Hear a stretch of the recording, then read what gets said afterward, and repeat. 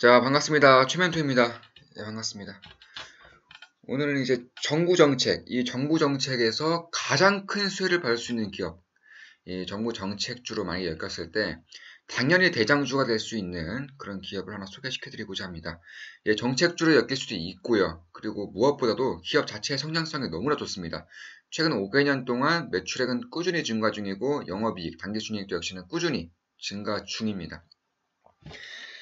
그래서 지금 같은 업종으로 이크레더블이 있는데 이크레더블 같은 경우는 굉장히 장기적인 주가 상승을 보이고 있습니다. 그럼에도 불구하고 저 최멘토가 오늘 소개시켜드릴 종목은 이 장기적으로 주가 순이익률, 그러니까 PER이 그다지 높지가 않습니다. 오히려 역사적인 저점에 속할 만큼 여전히 좀 저평가되어 있는 기업 중에 하나다라고 저 최멘토는 보고 있습니다. 자, 그럼 시작하겠습니다. 그 중간중간에 광고가 좀 나올 수 있습니다. 이 광고가 나올 경우에 저 최멘토에 대한 후원, 저 최멘토에 대한 지원이라고 생각해 주시고 스킵하지 마시고 끝까지 봐주시면 정말 감사하겠습니다. 시작하겠습니다. 최근에 정부가 일자리 정책을 많이 펼쳤는데 사실상 거의 뭐 효과가 없죠. 뭐 단기적인 일자리던가 아니면 질이 별로 좋지 않은 거의 뭐 알바라고 해도 뭐 좀 무색할 만큼 그런 일자리만 좀 창출이 많이 되었습니다. 결국 정부도 느꼈을 겁니다. 일자리는 답이 없다. 일자리 정책은 돈을 아무리 쏟아부어도 결국엔 우리나라 산업 자체가 성장기에서 이제 성숙기에서 사양기로 접어드는 사람이 많기 때문에 많은 인력을 뽑을 수가 없다는 것을 잘 알고 있을 겁니다. 특히나 한국 같은 경우는 이제 공장 자동화가 전 세계에서 1등입니다. 이제 공장 자동화가 1등이라는 것은 뭐 기술력에 뛰어나다 이렇게 좋게 볼 수도 있지만 다른 한편으로는 그만큼 인력을 뽑지 않는다라고 이제 생각하시면 되겠습니다. 따라서 이러한 이제 일자리 정책에 대한 한계를 충분히 맛보았기 때문에 다시금 정책을 선회하면서 이번에는 벤처붐, 이제 벤처붐이라던가 아니면 스타트업, 뭐 중소기업 아니면 창업 이쪽에 전폭적인 지원을 해주기 위해서 정책을 꾸리고 있습니다. 아직 정책 초기이기 때문에 별로 알려져 있지 않은 상황이고 그렇다는 것은 투자하기가 굉장히 좋은 그런 시기다라고 보시면 되겠습니다. 먼저 2020년까지 이런 유니콘 기업을 20개 이상 늘릴 것이다. 그러니까 중견기업, 중소에서 중견기업 넘어가는 그런 성장성이 뛰어난 기업을 엄청 늘리겠다. 이런 이제 정책을 밝힌 겁니다. 또한 이제 스타트업이라던가 아니면 M&A, 인수합병을 좀 활발히 시키기 위해서 벤처 투자를 굉장히 이제 성실하게 이제 진행을 하겠다. 이렇게 보시면 되겠습니다. 이 정책의 핵심은 그 벤처 금융, 그러니까 금융을 융자 투자에서 그러니까 좀 담보가 있을 때 뭐 부동산이라던가 건물, 뭐 땅, 이런 담보가 뭐 현금 이런 담보가 있을 때 지금까지 투자를 해주었다면은 이제는 담보가 없더라도 기술만 보고 아니면은 그 기업의 성장성을 보고 투자를 하는 그런 정책을 좀 늘리겠다 이렇게 보시면 되겠습니다. 특히나 이제 이번 정부 들어서 문재인 정부 들어서 매출액이 1,000억 원 이상, 이제 1,000억 원 이상 되는 이제 벤처 기업이 굉장히 크게 늘어나고 있는데 그 역할에 이러한 이제 좋은 역할을 하는 것 중에 하나가 바로 이 기술금융 정책이다 이렇게 보시면 기술금융 투자 정책이다 이렇게 보시면 되겠습니다. 참고로 이 유니콘 기업은 매출이 1조 원 이상 되는 기업을 말하는 건데 2020년까지 20곳으로 추가로 늘리겠다라고 발표했고요. 뭐 이미 2019년인데 6곳까지 늘렸습니다. 그러니까 거의 뭐 정책이 성공적으로 지금 이루어지고 있다 이렇게 보시면 되겠습니다. 2022년까지는 특히나 벤처 지원을 위해서 이제 12조 원 규모의 펀드를 조성하겠다고 했는데요. 실질적으로 정책 지원을 하는 것뿐만 아니라 펀드를 이제 구성한다는 것은 굉장히 큰 정부의 의지가 담겨 있는 것이고요. 특히나 이 12조 원이라는 것은 거의 뭐 역사상으로 거의 있지도 않았던 가장 최대 규모의 그런 펀드를 구성하는 것이다 이렇게 보시면 되겠습니다. 특히 이번에 핵심은 벤처금융을 융자 중심에서 투자 중심, 기술 중심으로 바꾸겠다 이겁니다. 그러니까 사실상 이 벤처 투자, 중소기업 활성화를 위해서 2015년 박근혜 정부에서 이미 만들어졌는데 이때는 이제 담보를 좀 보고 담보가 부족하다면은 거의 뭐 지원을 못하는 그런 그 정책이었지만 이번에는 기술 신용평가라고 합니다. 그러니까 기술만 보고도 신용만 보고도 적극적으로 이제 지원을 해주는 대출금을 지원해주는 혹은 뭐 아니면 자원이라던가 이런 쪽을 지원을 해주는 그런 정책을 이제 펼치고 있다 이렇게 보시면 되겠습니다. 실질적으로 이번에 그 은행권에서 뭐 대출을 주로 해주는 것이 은행권이죠. 이 금융권이라던가 은행권에서 기술금융 대출을 잔액이 이미 1년 새 30% 이상이 증가했습니다. 그러니까 거의 뭐 엄청나게 빠른 속도로 지원액이 늘고 있다 이렇게 보시면 되겠습니다. 1년 전에는 이 기술금융, 기술신용대출 잔액이 127조 원이었는데 이제 올해 들어서 163조 원으로 이제 대략 한 28% 이상 증가했다는 것입니다. 따라서 뭐 2017년에 비해서 2018년에 엄청나게 증가했고요. 올해도 역시나 163조 원에서 얼만큼 더 증가할지 모르겠지만 증가했으면 증가했지 감소한다거나 이런 일은 거의 없을 것이다 이렇게 보시면 되겠습니다. 따라서 이제 기술 금융 대출 건수도 역시나 증가했는데요. 이제 2016년에 이제 20만 건에서 이제 2017년에 이제 29만 건, 그리고 작년에는 37만 건까지 매년 30%가량이 증가하고 있습니다. 그러니까 2019년 들어서 이제 제2의 벤처붐을 다시 한번 꿈꾸면서 이러한 정책 지원을 굉장히 적극적으로 하고 있다. 특히나 12조 원 스케일이라는 것은 펀드 규모가 12조 원이라는 것은 정말 어마무시한 그런 펀드 규모까지 키워오고 있다. 이렇게 보시면 되겠습니다. 따라서 이 담보가 없더라도 특히나 이 성장기업, 특히나 성장기업 중에서도 뭐 중소기업이라든가 스타트업은 담보가 있을 수가 거의 없죠. 그렇기 때문에 이제 투자를 받을 수 있는 여건이 굉장히 안 좋았지만 이제는 그 대기업보다, 그러니까 낙수효과에서는 다시 분수효과로 좀 나아가기 위해서 대기업보다는 중소기업, 그리고 스타트업, 인수합병이라던가 이런 정책을 꾸준히 펼치고 있다. 그 중에서도 가장 눈에 띄는 정책이 바로 이 기술, 이제 금융, 투자다. 이렇게 보시면 되겠습니다. 그래서 이제 기술력이 인정이 되면은 담보가 부족하더라도 대출을 해주는 것이 이제 정부 정책 방향이고, 금융권들도 이렇게 잘 따르고 있는 것으로 보이고 있습니다. 사실상의 명확한 기술력을 있다면 이러한 기술력을 근거로 이제 삼아서 담보가 만약에 없더라도 부족하더라도 대출을 해주는 것이다. 이게 이번 정책의 핵심이다. 이렇게 보시면 되겠습니다.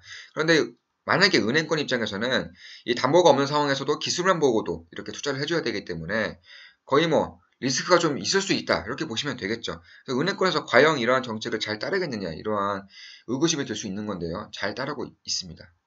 그 이유를 보면은 이제 기술금융 같은 경우는 이제 좀 어떻게 보면 은행권에 좀 꺼려질 수도 있는 그런 부분이 있지만 사실상 정부에서 엄청난 또 은행권에 이러한 기술금융 투자를 잘 해주는 은행권에 엄청난 채찍도 뭐 부과하고 있고요. 그리고 아니면 뭐 보상금, 인센티브라던가 이러한 보상금 차원에서의 그런 그 보상 지원도 잘 이루어지고 있기 때문에 이쪽 분야도 꾸준히 커가고 있습니다. 실질적으로 이런 기술금융을 취급하는 이제 은행권이죠. 은행권 중에서도 빅5 은행들이 이제 84% 시장 점유율의 84%를 기록할 정도로 엄청나게 이제 대형 은행에서도 이런 식의 정책을 적극적으로 따르고 있다.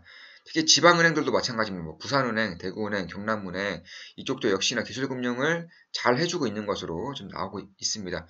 조금 더 자세히 좀 체크를 해보자면은 이 정부의 인센티브라던가 채찍이 좀 엄청나게 잘 맞아떨어지고 있다는 건데요.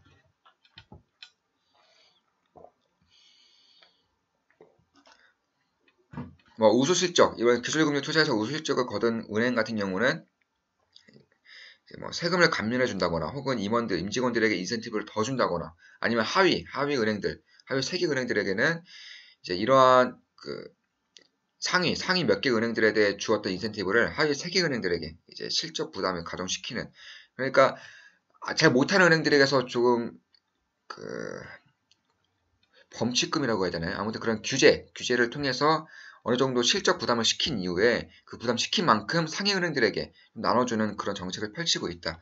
이렇게 보시면 되겠습니다.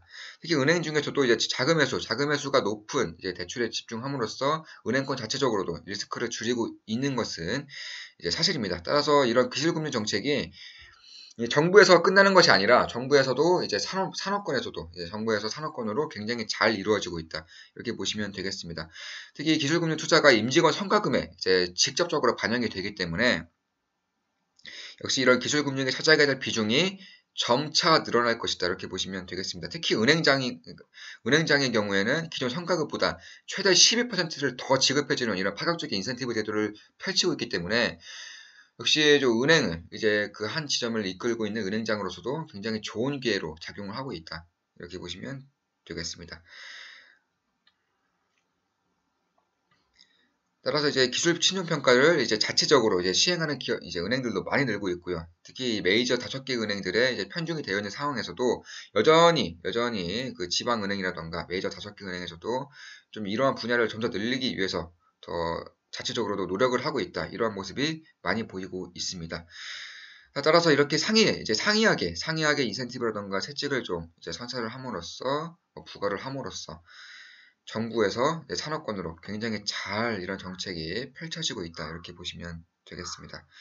그런데 좀 이렇게 은행권에서 적극적으로 펼치고 있다 하더라도 조금 더 그럼 이 수혜를 받을 수 있는 것들이 결국 메이저 은행권이냐 아니면 지방 은행이냐 이렇게 보실 수가 있는 건데요. 사실상 이런 은행들 같은 경우는 이런 기술금 투자뿐만 아니라 다른 갖가지 이런 영업을 하고 있고 매출 자체가 워낙에 크기 때문에 그다지 큰 수혜를 받을 수 없다라고 저 체면토는 보고 있습니다. 그러면 어떤 기업이 가장 큰 수혜를 받느냐라는 것을 봐야 되는 건데요. 사실상 이런 18년도 기준으로 이제 은행의 자체 평가액 기준으로 기술 신용 대출 금액은 전체 대출 금액의 10% 정도밖에 안 됩니다. 나머지 90%는 여전히 전통적인 대출을 해주고 있다 이렇게 보시면 되겠습니다. 따라서 이 전체 기술 신용 대출 금액 중에서도 역시나 나머지 거의 뭐 10%밖에 안 됩니다. 은행권은. 그러니까 나머지 90%는 다른 기업들이 해주고 있다. 다른 기업들이 이제 정부의 지원을 받으면서 기술 신용 대출을 해주고 있다라고 보시면 되겠는데요. 이 나머지 과반수 이상에 해당하는 이런 기술 신용 대출을 이 기술 신용 평가사가 그러니까 신용 평가사가 해주고 있다. 이렇게 보고 있는 겁니다. 이 신용 평가사, 신용 조회사 같은 경우는 총 우리나라 기업에 6개 정도 기업이 있습니다. 하나하나 좀 말씀드리면 나이스 평가 정보, 체면토가 지금 띄워드리고 있는 이크레더블, 그리고 코리아 크레딧 뷰, 나이스 DMB, 한국기업데이터, SCI 평가 정보가 있습니다. 그러니까 이 6개 기업을 훨씬 더 이번 정책에 좀 집중을 하고 이번 정책이 효과적으로 그 다음 정부까지 이어질 것이라고 생각이 된다면 이런 6개 기업을 좀 봐야 되는 건데 6개 기업 전부 다 저 체면토가 살펴봤는데 매출액이 꾸준히 증가하고 있고 영업이익도 꾸준히 증가하고 있으며 ROE라던가 아니면 영업이익률도 굉장히 양호한 그런 위치에 서 있다 이렇게 보시면 되겠습니다. 그러니까 굳이 정책이 아니더라도 이미 매출액이 꾸준히 증가했기 때문에 성장주로서 아니면은 뭐 장기 투자로서 접근을 하더라도 거의 뭐 좀 안정적인 투자를 할 수 있는 부분 중에 하나다 이렇게 보시면 되겠습니다. 특히 6개 기업 중에서도 좀 저평가되어 있는 기업 아니면은 성장성이 더욱더 뛰어난 기업, 정부 정책을 수혜를 많이 받는 기업을 좀 투자를 한다면은 훨씬 더 성공 투자에 가까워질 수 있는 그런 모멘텀이 만들어진다 이렇게 보시면 되겠습니다. 이렇게 이토록 이런 식으로 기술 평가를 함으로써 이제 중소기업들의 지원과 동시에 이 접근성을 중소기업들의 금융대출의 접근성을 강화시켜주기 위해서 이렇게 하는 것이고요. 이런 정책은 적어도 이번 정부가 끝나기 전에는 절대 뭐 줄어든다거나 후퇴하진 않을 것이다. 최면토가 볼 때는 그 야당에서도 이런 정부 정책을 잘 밀어주고 있는 것으로 보이고 있습니다. 그렇기 때문에 이렇게 작은 규모라던가 펀드 규모가 기하급수적으로 늘어날 수가 있는 것입니다. 따라서 만약에 다음 정권에서 이러한 당이 바뀐다거나 뭐 그럴 수도 있겠죠. 만약 그렇다고 하더라도 이러한 정책에서는 별로 뭐 이미 느끼고 있을 겁니다. 뭐 야당이나 여당이나 뭐 전 정부에서도 뭐 많이 느꼈겠죠. 일자리 정책은 결국 벤처 투자 위주로 인수합병 위주로 하여야지만 한국에서는 그나마 효과가 있다 이런 것을 여실히 좀 깨닫고 있는 상황이기 때문에 이런 정책은 뭐 꾸준히 이번에 일자리 정책이 좀 없어지지 않는 이상은 꾸준히 좀 증가하거나 아니면 유지라도 할 것이다 이렇게 보고 있는 겁니다. 따라서 이번에 이제 신용조회사의 이제 수익성 향상에 힘입어서 단기 순이익이 전체적으로 10% 이상 증가했었고요. 특히나 이제 6개 신용조회사를 좀 보자면은 6개 메이저 신용조회사고 기술금융 대출을 해주는 신용조회사만 본다면 이제 20% 이상이 이제 단기순이익이 증가했다. 이렇게 보시면 되겠습니다. 그러니까 실적이 굉장히 호전적으로 발전을 하고 있다. 이렇게 보시면 되겠습니다. 그리고 이번에 저 체면토가 좀 보고 있는 기업은 이 기업입니다. 나이스 DMB입니다. 나이스 DMB. 이 나이스 DMB 같은 경우는 좀 재무제표를 보더라도 영업이익이 작년에 104억 나왔습니다. 역시나 한 20% 이상 좀 증가를 하는 그런 모습을 보이고 있는데요. 연간으로 보더라도 매출액이 최근 5년간 꾸준히 증가하고 있고요. 영업이익 당기순이익 뭐 하나 빠지는 것 없이 꾸준히 증가를 하고 있습니다. 그 자본 총계 역시나 괜찮게 늘어나고 있습니다. 그렇기 때문에 굉장히 건전한 성장을 보이고 있는 기업이다. 이렇게 보시면 되겠습니다. 이 건전한 성장에 더해서 이런 정부 정책, 정부 지원까지 더해진다면 성장성은 더욱더 가팔라질 것이고, 특히나 현재 이 영업이익에 비해서 고평가 상황이 아니기 때문에 이러한 부분을 보더라도 정말로 좋은 기업이 될 수 있다. 정말로 좋은 그런 기업이 될 수 있다. 이렇게 보시면 되겠습니다. 특히 올해 이제 코스닥 시장에 이제 상장한 6곳 이제 있습니다. 6곳 중에서도 33%에 해당하는 그 2개 기업이 역시나 이 기술 평가에서 기술 특례로 상장한 기업들입니다. 이 이노테라피와 셀리드가 이 기술 특례로 이제 상장한 기업인데요. 이노테라피. 그리고 그러니까 이제는 이러한 정책이 점차 활성화될 것이다. 이렇게 보시면 되겠습니다. 작년부터 뉴스에서도 이제는 기술특례 기업, 뭐 S24를 시작으로 해서 기술특례 기업이 점차 증가할 것이다라고 밝혀지고 있고요. 실제로 이런 정책이라던가 아니면 상황이 우호적으로 바뀌고 있는 것은 사실입니다. 따라서 이렇게 신용조회를 해주는, 신용평가를 해주는 나이스DM이라던가 이크레더블, SCI 평가정보 이런 기업들은 앞으로도 성장성이 뛰어나겠다 이렇게 생각을 해볼 수가 있는 거죠. 성장성이 뛰어날 뿐만 아니라 장기적인 모멘텀이 마련되어 있고 정부 정책으로 엮인다면은 단기간에 굉장히 큰 급등도 가능하기 때문에 요체멘트가 지금도 여전히 좋게 보고 있는 기업 중에 하나다 이렇게 보시면 되겠습니다. 특히 이제 이 나이스DMB를 좀 보자면은 이제 시가총액이 1,300억입니다. 시가총액이 1,300억인데 당기순이익이 작년 기준으로 93억이 나왔죠. 근데 ROE가 20이 넘습니다. ROE가 20이 넘고 영업이익률도 역시나 20%.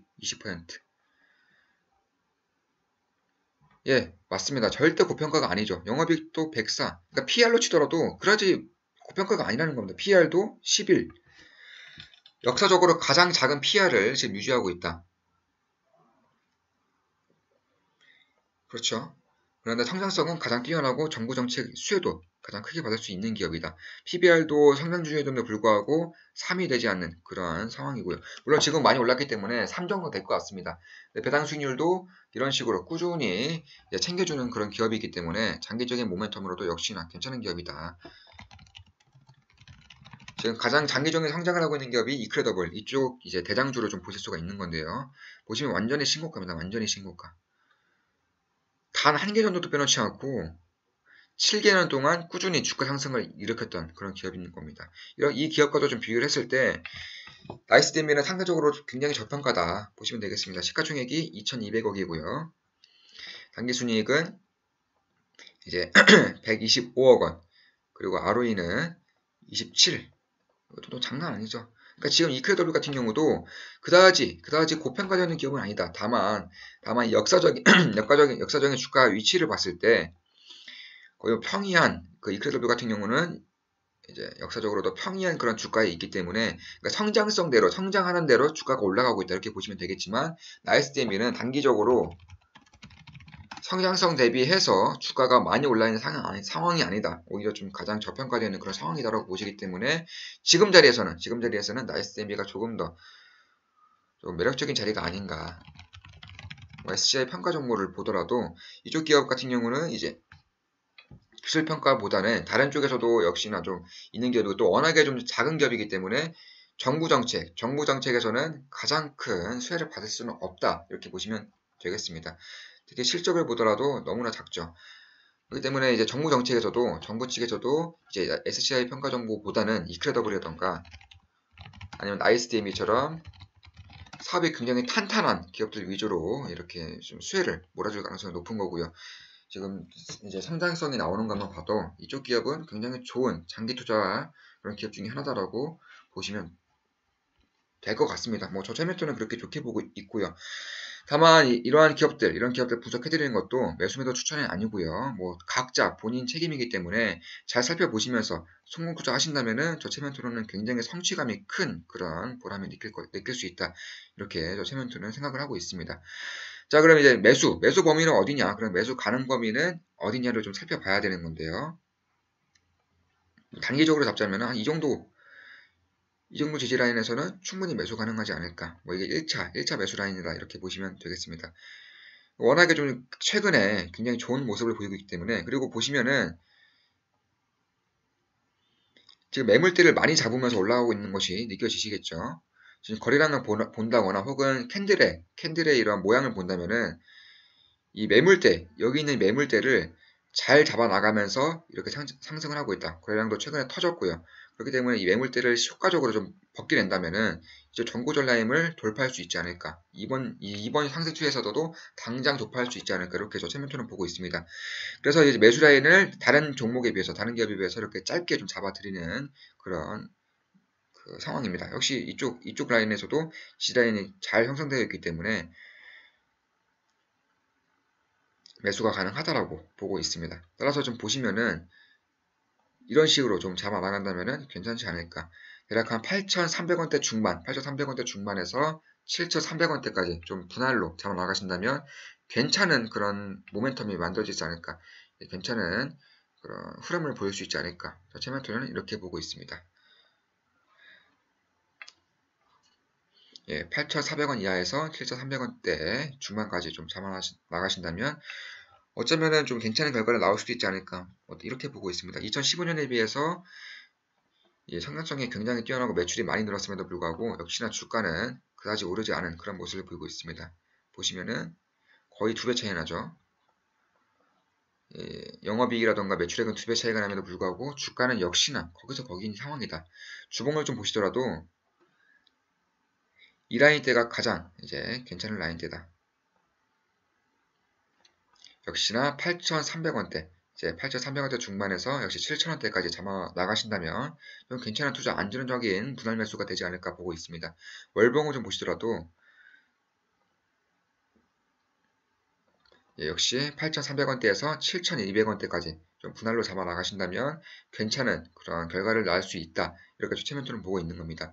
자, 나이스 DNB. 앞으로 정책주로 엮일 수도 있고, 엮인다면 뭐 장기간에 급등하는 거겠죠. 엮이지 않더라도 실적만 보더라도, 성장성을 보더라도, 업종을 보더라도 굉장히 큰 수혜를 받으면서 장기 성장할 수 있는 그런 기업 중에 하나이기 때문에 체멘토는 좋게 보고 있습니다. 자, 이것으로 나이스 DNB 이제 분석을 해드렸습니다. 좋아요, 구독하기, 알림 설정, 종모양 클릭해주시면 감사하겠습니다. 자, 나이스 DNB 분석이었습니다. 최멘토였습니다. 필승!